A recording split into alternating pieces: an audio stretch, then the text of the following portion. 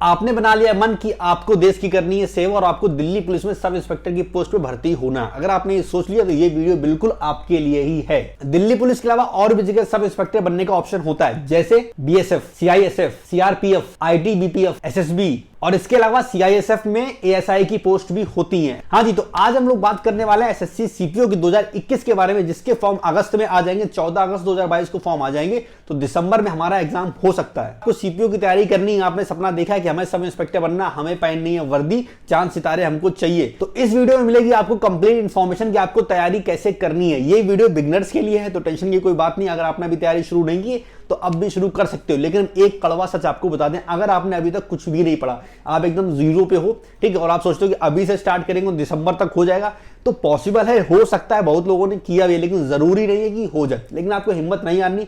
अगर आप आज भी शुरू कर रहे हो तब भी आपको तैयारी करनी चाहिए इस दिसंबर वाले एग्जाम के लिए, क्योंकि बहुत से लोगों ने पहले किया है और आप भी कर सकते हो, लेकिन आपको बहुत ज्यादा मेहनत करनी पड़ेगी। तो हेलो दोस्तों, क्या हाल चाल है, कैसे हैं आप सब? आयोग आप सब अच्छे हो और आप सभी लोगों की तैयारी बहुत अच्छे से चल रही हो। दोस्तों मेरा नाम है Vikrant and welcome to your YouTube channel Kanpur वाला विक्रांत। वीडियो में आगे बढ़ने से पहले एक इन्फॉर्मेशन आप लोगों को देने की, आज रात 9 बजे इंस्टाग्राम पे हम लाइव आएंगे। तो अगर आपके कुछ भी सवाल है सीपीओ से, सीजीएल से या एसएससी के किसी भी एग्जाम से, तो वहां आके हमसे पूछ सकते हो, लाइव को ज्वाइन कर सकते हो, लिंक नीचे डिस्क्रिप्शन में दे रखा है। हाँ जी, तो इस एग्जाम का नोटिफिकेशन आएगा 14 अगस्त को, लेकिन हमें 14 अगस्त का वेट नहीं करना है। देखो, एक अच्छा एस्पिरेंट वही होता है कि एग्जाम के नोटिफिकेशन आने से पहले ही जो तैयारी शुरू कर दे, इसीलिए वीडियो थोड़ा पहले से बना रहे। बाकी आप लोगों की डिमांड भी थी और इस चैनल पे एसएससी सीपीओ के लिए एक भी वीडियो अभी तक नहीं है, तो हमने कहा एक काम करते हैं, जल्दी से वीडियो बनाते हैं, क्योंकि आपका एग्जाम आने वाला है। इस वीडियो में हम लोग बात करेंगे, अगर आपको सीपीओ की तैयारी करनी है तो आपको शुरुआत कहां से करनी चाहिए, क्या क्या चीजें आपको पता होनी चाहिए, तो कहां से आपको शुरू करना है। देखो, सबसे पहले तो सीजीएल में और सीपीओ में डिफरेंस समझ लो। देखो डिफरेंस क्या है मेन, सीजीएल में क्या है, सिर्फ पेपर होता है, टीयर 1, टीयर 2, टीयर 3, फिर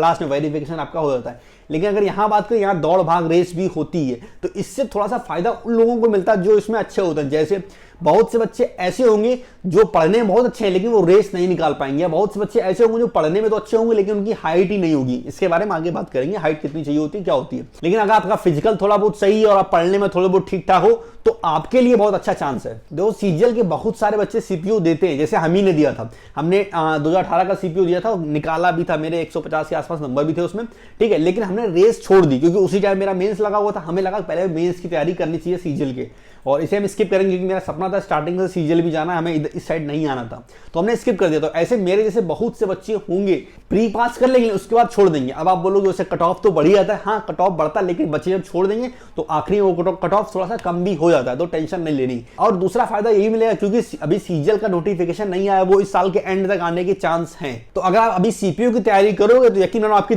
क्योंकि सब्जेक्ट सारे वही हैं, अभी से तैयारी शुरू करोगे तो आपके साथ में सीजीएल की तैयारी भी होती चलेगी, जो फ्यूचर में जब सीजीएल का एग्जाम होगा उसके लिए भी बहुत ज्यादा फायदेमंद है। तो मोटी मोटी एक बात आपको बताएं, एक थंब रूल, अगर आपकी हाइट 170 सेंटीमीटर से ऊपर है, आपका फिटनेस ठीक ठाक है, ओके है, और आपकी इंग्लिश थोड़ी सी अच्छी है, तो यकीन मानो सीपीओ एग्जाम आपके लिए ये, आप इसे आसानी से निकाल सकते हो। अब आसानी मतलब ये नहीं बिना पढ़े निकल जाएगा, नहीं, पढ़ना आपको पड़ेगा, मेहनत भी करनी पड़ेगी, लेकिन आपके लिए थोड़ा सा फायदा रहेगा बाकी सबसे। तो चलिए सबसे पहले बात करते हैं इसके एग्जाम पैटर्न को। देखो एग्जाम पैटर्न सीजीएल से क्या डिफरेंस है। सबसे पहले इसमें होता है टीयर 1। टीयर 1 में 4 चीजें पूछी जाती है, मैथ्स, इंग्लिश, जीएस, रीजनिंग।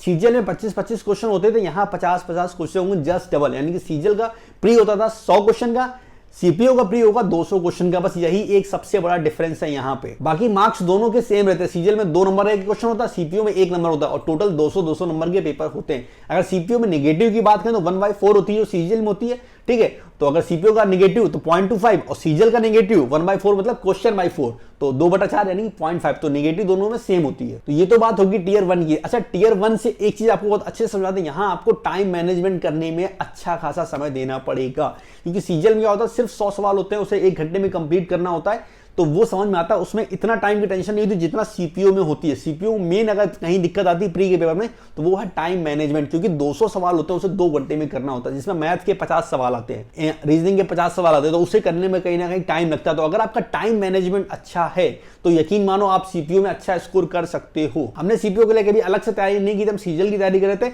और हमने ज्यादा मॉक भी नहीं लगाए थे, क्योंकि मेरा स्टार्टिंग से कोई प्लान नहीं था, लेकिन क्योंकि मेरा टाइम मैनेजमेंट सही था। तो टाइम मैनेजमेंट अच्छा कैसे होगा, मॉक टेस्ट से। देखो, अगर आपकी तैयारी बिल्कुल जीरो, मतलब आपने कभी एसएससी की किताबें खोल के नहीं देखी, फिर तो आपसे नहीं बोलेंगे कि आप हफ्ते में अभी से मॉक लगाना शुरू करो। लेकिन अगर आपको थोड़ा बहुत एसएससी के बारे में पता है, थोड़ा बहुत आपने कहीं पेपर दिया हुआ है, थोड़ा बहुत भी पढ़ा है, महीने भर भी आपने किताबें उठाई हैं, तो आपको अभी से हफ्ते में एक दिन सीपीयू के मॉक टेस्ट लगाने चाहिए।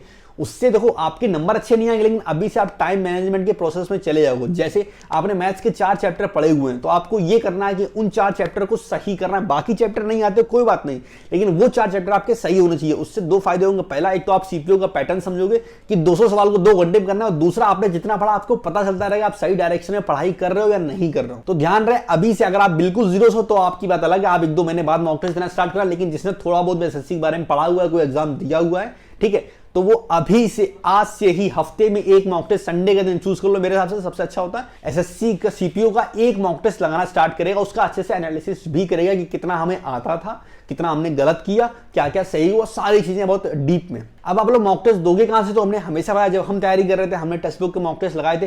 प्रेजेंट टाइम में हम तैयारी कर रहे हैं तो हम टेक्स्ट बुक के मॉक टेस्ट लगा रहे हैं। इसीलिए हम आपको रिकमेंड करते हैं कि आप लोग भी टेक्स्ट बुक के मॉक टेस्ट लगाओ। वहां पे सीपीयू के आपको अच्छे खासे मॉक टेस्ट मिल जाएंगे, प्री के भी, मेंस के भी, जो बाद में होता है उसके बारे में आगे बात करेंगे भी। तो सीपीयू के और एसएससी के जितने भी एग्जाम होते हैं उन सारे ही एग्जाम के मॉक टेस्ट एंड साथ में प्रीवियस ईयर के क्वेश्चन पेपर, ये दोनों चीजें आपको मिल जाएंगी। एंड प्रीवियस ईयर का क्या रोल है उसके बारे में अभी आगे बात करेंगे, वो भी बहुत ज्यादा इंपॉर्टेंट है। तो ये दोनों चीजें मिल जाएंगी आपको टेक्स्ट बुक पे। अगर आपके पास पास है फिर तो कोई दिक्कत नहीं है, आप अभी से देना स्टार्ट कर दो, हफ्ते में एक मॉक टेस्ट। अगर आपके पास पास नहीं है तो पास को परचेज कर लो। इस समय जो इनका टेक्स्ट बुक का 1 साल का पास है वो लगभग शायद 500 रुपए का। उसमें अगर आप मेरा कूपन कोड KV10 यूज करोगे तो आपको मिलेगा 25% का डिस्काउंट। तो वो पास पड़ता है आपको 375 रुपए का। तो मॉक टेस्ट आपको दे रहे हैं तो आज ही पास परचेज कर लो और अभी से मॉक टेस्ट देना स्टार्ट कर दो, हफ्ते में एक। ये तो बात होगी टियर 1 की। भाई टियर 1 200 नंबर होता है। इसके बाद जब टियर 1 आप पार कर लोगे फिर आपका होता है इंड्योरेंस टेस्ट और मेजरमेंट टेस्ट। ये बहुत ज्यादा इंपॉर्टेंट होता है। हमने भी स्टार्टिंग बात की ना कि आपकी हाइट 170 से ऊपर होनी चाहिए और आपका फिजिकल भी हल्का फुल्का फिट होना चाहिए। तो ये इंपॉर्टेंट है। देखो जैसे आपको पढ़ाई करनी है, अभी से हफ्ते में एक दिन मॉक टेस्ट भी देना हो, तैयारी करनी है, उसके बारे में आगे बात करेंगे कैसे करनी है। सेम आपको फिटनेस के ऊपर भी अभी से ध्यान देना। देखो हमने रेस को छोड़ा था, रीजन ये था मेरी कोई तैयारी नहीं थी फिटनेस को लेके। हम दौड़ भाग में बिल्कुल पीछे थे, हमने कभी रनिंग की नहीं। तो इसीलिए हमें लगा था कि अगर हम रनिंग पर ज्यादा ध्यान देंगे तो कहीं ना कहीं मेरा मेन सफर करेगा।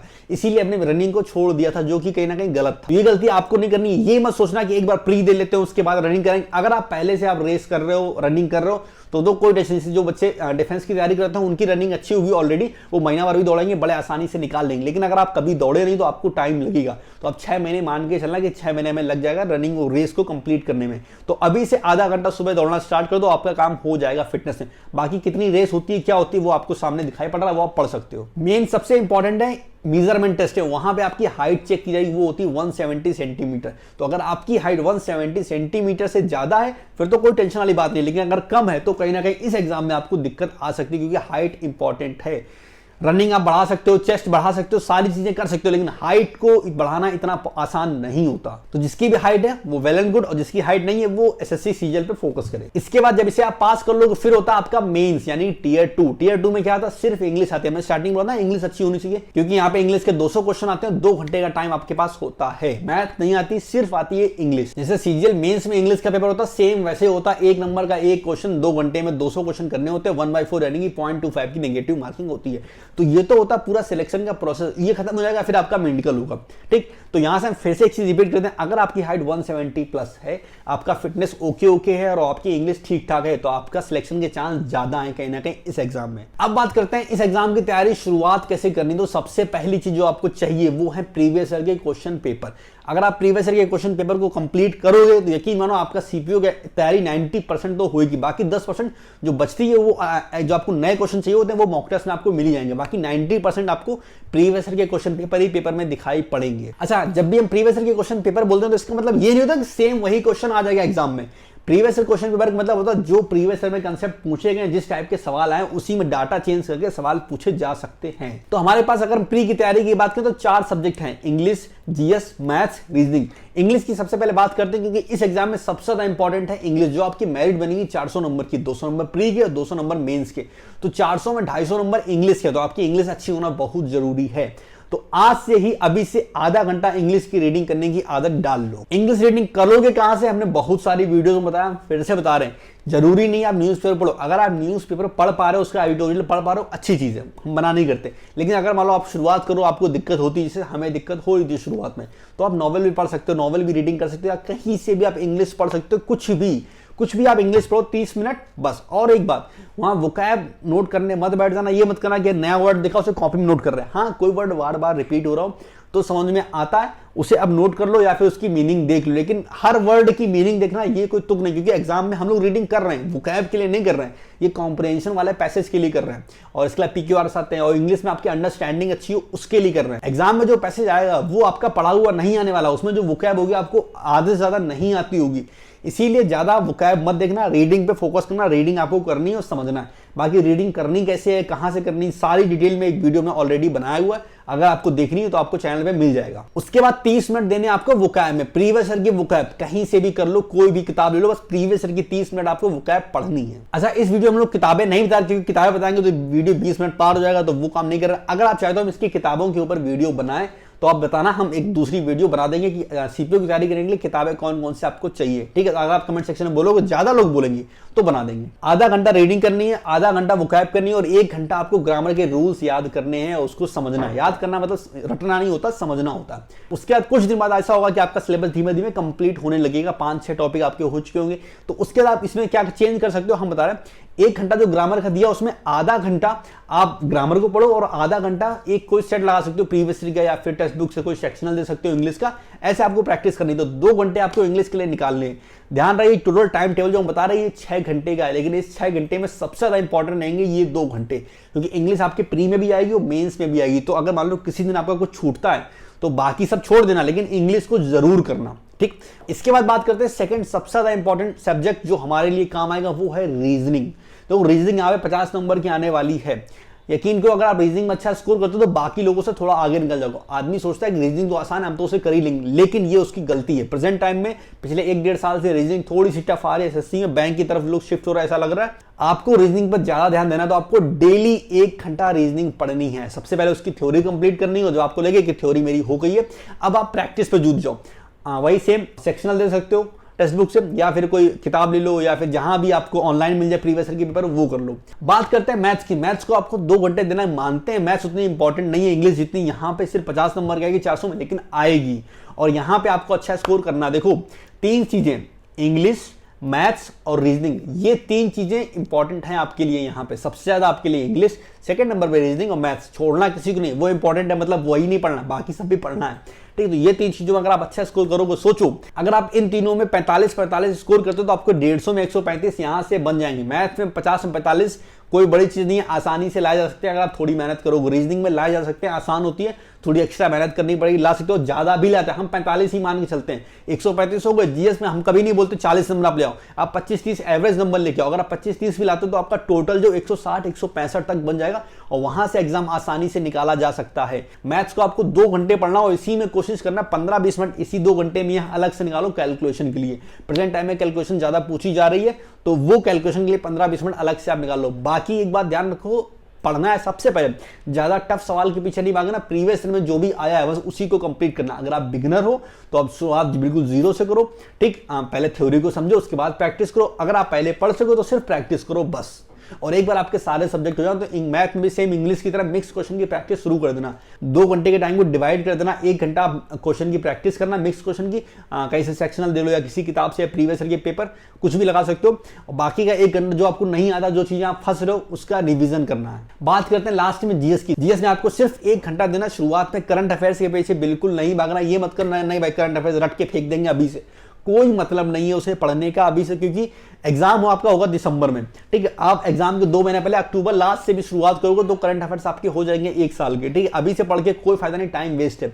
अभी आप 1 घंटा जीएस को पढ़ो, आधा घंटा थ्योरी को दो, आधा घंटा क्वेश्चन की प्रैक्टिस करो बस। सबसे पहले जीएस में थ्योरी पढ़ो, जिसमें सपोज करो मॉडर्न हिस्ट्री पढ़ रहे हो तो मॉडर्न हिस्ट्री की थ्योरी पढ़ के समझ लो एक बार। उसके बाद मॉडर्न हिस्ट्री के क्वेश्चन आप अलग से कर लो, इतना कर लिया बहुत है। एंड जब आपके अक्टूबर महीना आ जाएगा उसमें आप करंट अफेयर्स को भी साथ में इंक्लूड कर देना, तब करंट अफेयर्स पढ़ना, अभी से पढ़ने की जरूरत नहीं है। तो अगर टाइम टेबल की बात करें तो टोटल 2 घंटा इंग्लिश, 2 घंटा मैथ, 1 घंटा रीजनिंग, 1 घंटा जीएस, टोटल 6 घंटे का ये टाइम टेबल है। इसके अलावा और आप एक्स्ट्रा में क्या क्या कर सकते हो, एक्स्ट्रा में हम आपको बताएं, अपने फोन में 2-3 ऐप रखो, जिससे कैलकुलेशन के लिए कोई 1-2 ऐप डाउनलोड कर लो प्ले स्टोर से या ऐप स्टोर से, जो भी आपका फोन हो। ठीक है, नाम हम अपनी तरफ से नहीं बताएंगे, कुछ भी आप जाके सर्च करो प्ले स्टोर पे कैलकुलेशन गेम्स। ठीक, बहुत सारे गेम आपके पास आ जाएंगे, उन्हें खेलना स्टार्ट करो। उससे क्या होगा, आपकी कैलकुलेशन थोड़ी सी बेहतर होगी पहले से। पहला ये आप फोन में डाउनलोड कर लो। इसके अलावा क्विज देने के लिए टेक्स्ट बुक की ऐप आती है, वो आप फ्री टाइम, ये 6 घंटे की पढ़ाई अलग है, ये जो बता रही है आपको फ्री टाइम में करना है। टेक्स्ट बुक की ऐप आती है क्विज के लिए, बायजूस की ऐप आती है, अड्डा 24/7 की आती है। 3 ऐप बहुत है, इन तीनों में आप क्विज दे सकते हो, फ्री मिलेंगे बहुत सारे।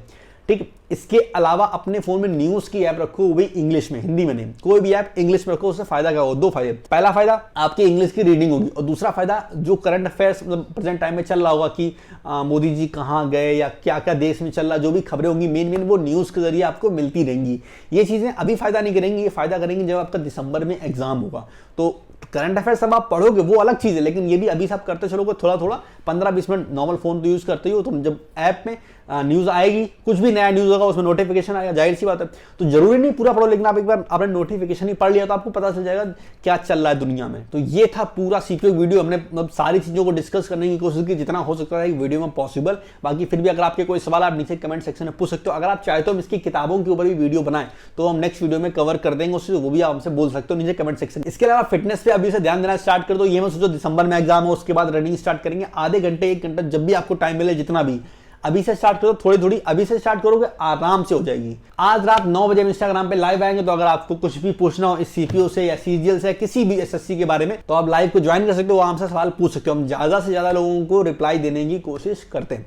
तो आज की वीडियो में इतना ही। हमें उम्मीद है आपको वीडियो अच्छी लगी। वीडियो अच्छी लगी तो लाइक करो, चैनल को सब्सक्राइब करो। हम मिलेंगे नेक्स्ट वीडियो में, तब तक के लिए टेक केयर, बाय बाय, मजा करो, ऐश करो, खुश रहो, खुश रखो, बाय।